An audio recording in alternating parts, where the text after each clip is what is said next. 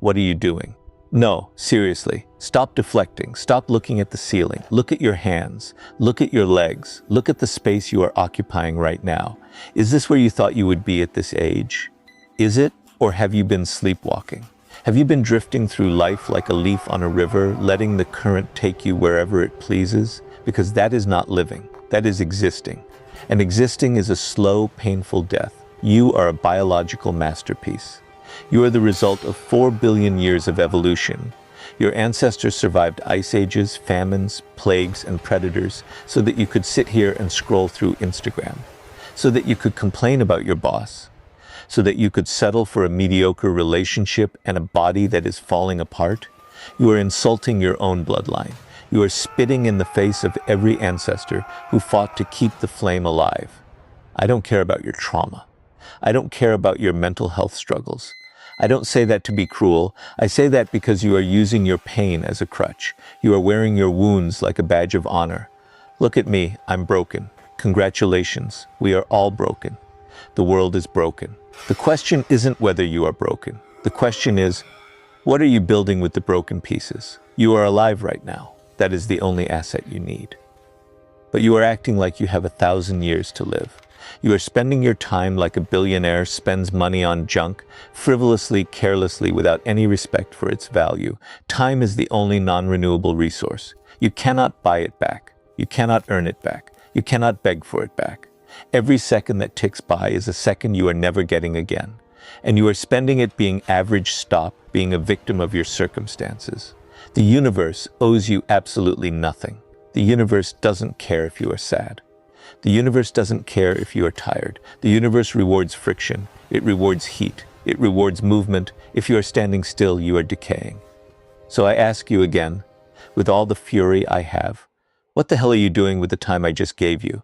The anchor of average, let's talk about the average. The average is a magnetic field. It pulls you down. It's the gravitational pull of mediocrity. Look at the people around you. Look at your friends. Look at your coworkers. Most of them are asleep. They are zombies. They wake up, they drink coffee, they go to a job they hate, they come home, they watch a screen, they drink alcohol to numb the pain, they go to sleep, and they do it all over again. And they call that living. They call that the real world. And they will look at you with judgment in their eyes when you try to escape it. They will call you crazy for waking up at 4 a.m.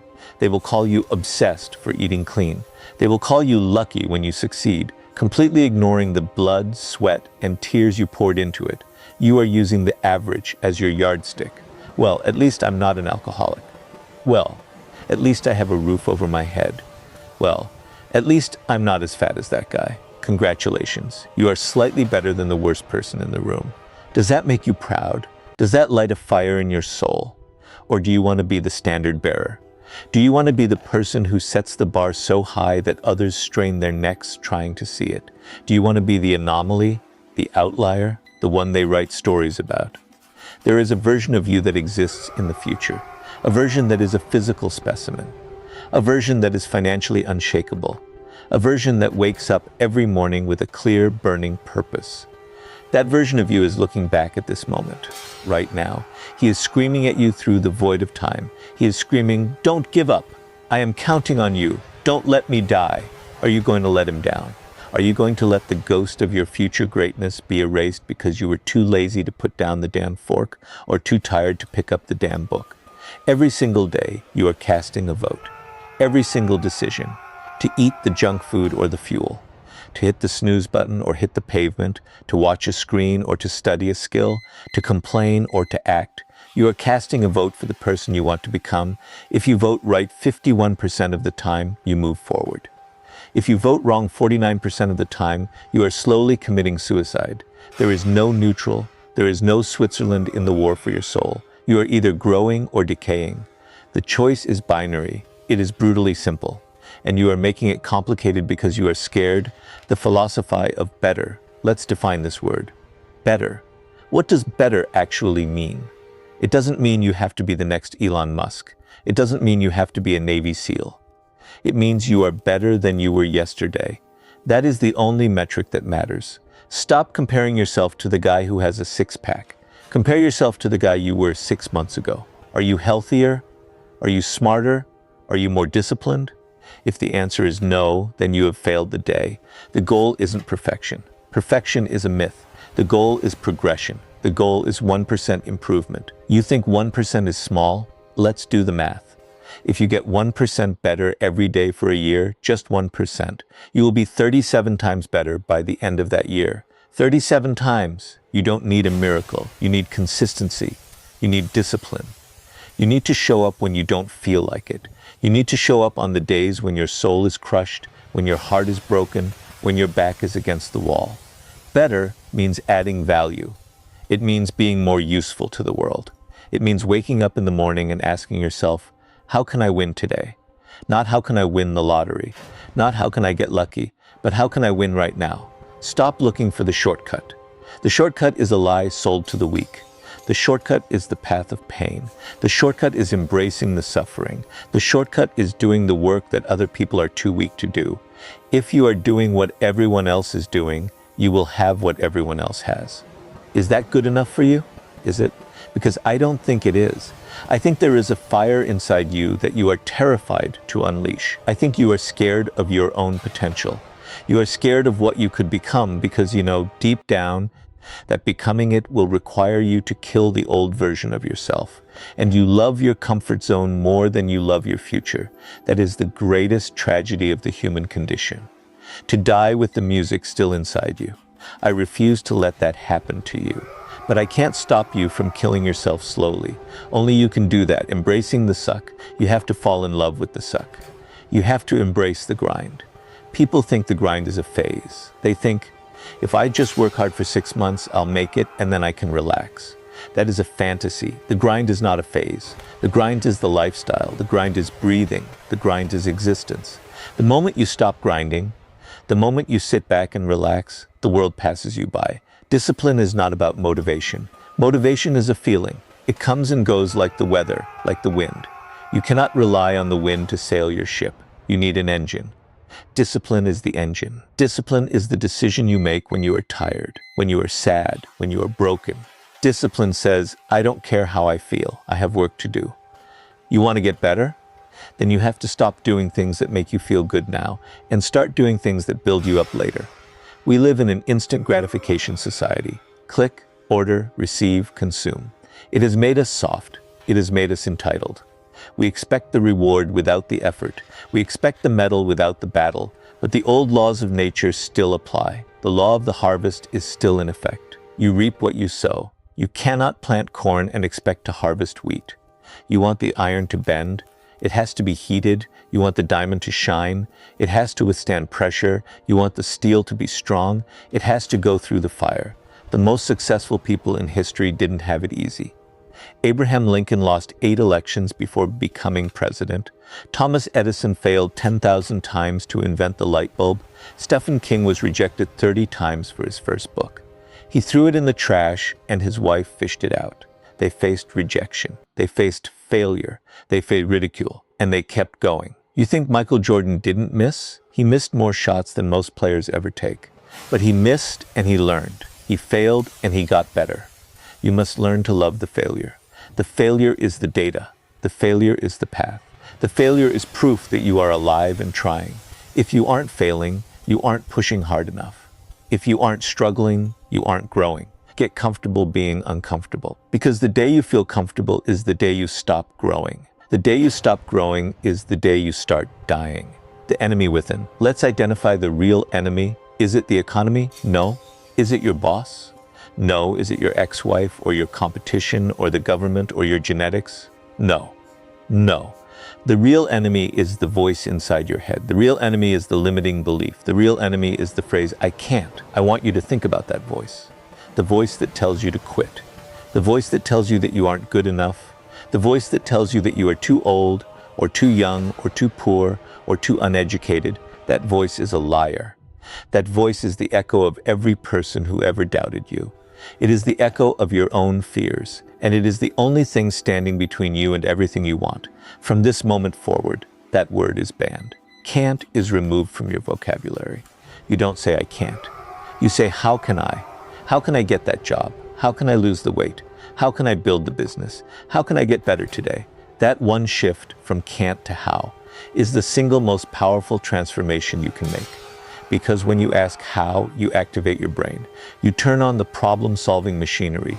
You move from paralysis to action. Stop looking for reasons why it won't work. Start looking for reasons why it must work. You must succeed. You have a duty to succeed.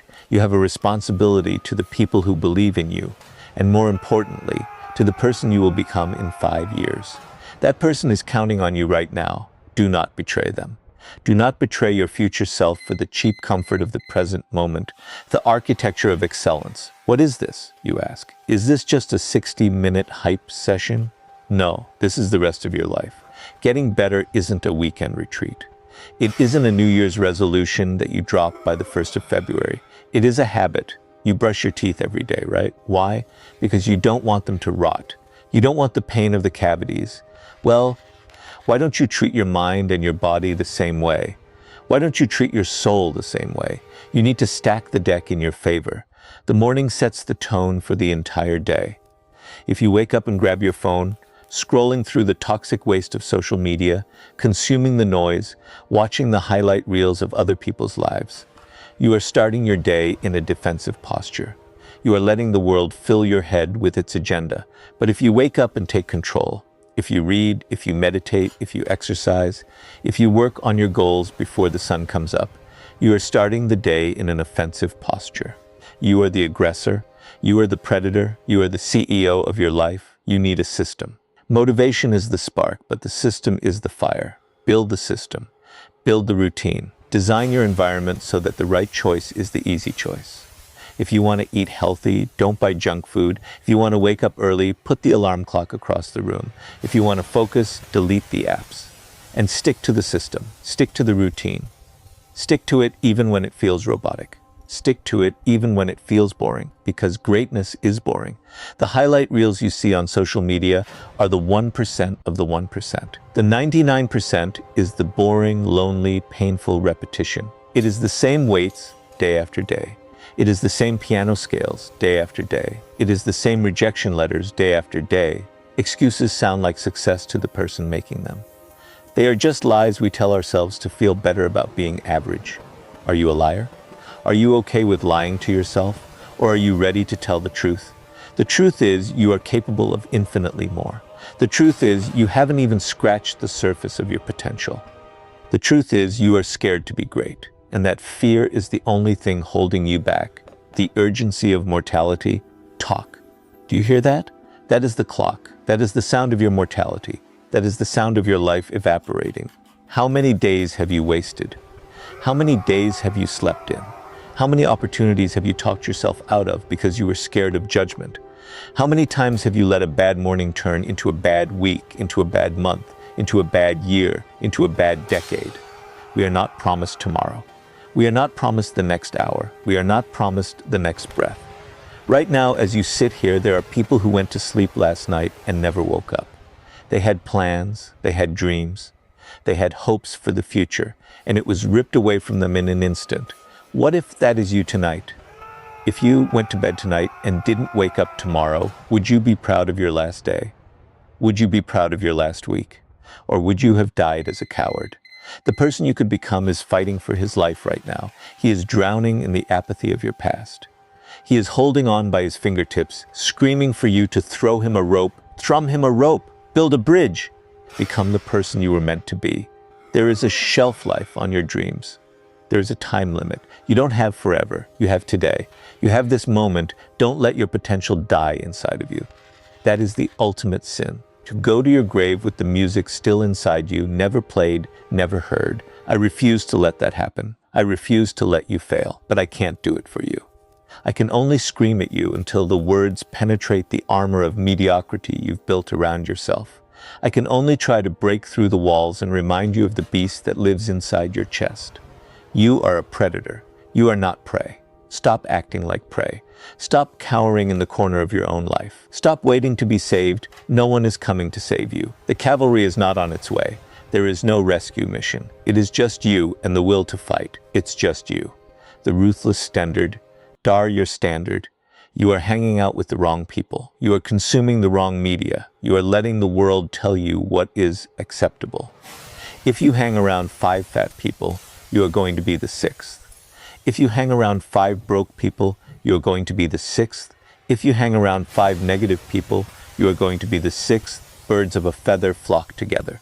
If you want to be an eagle, you have to fly with the eagles. You have to leave the chickens behind. Do not be afraid to be alone. The lonely road is the road to greatness. The crowded road is the road to mediocrity. If you are the smartest person in the room, you are in the wrong room. If you are the most fit person in the room, you are in the wrong room. If you are the most ambitious person in the room, you are in the wrong room. Find people who challenge you. Find people who are better than you.